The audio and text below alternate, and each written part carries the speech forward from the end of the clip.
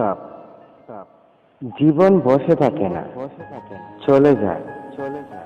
জীবন যদি জল চৌকিতে 2 মিনিট জিরোতো, জীবন যদি ভর দুপুরে কানের গায়ালাতো, তবে গত বর্ষায় যে কথাটি ভুল করে তাকে না বলে ওকে বলেছিলাম, সেই কথাটির দাড়ি কমা অবধি তুলে এনে তাকে বলতে পারতাম।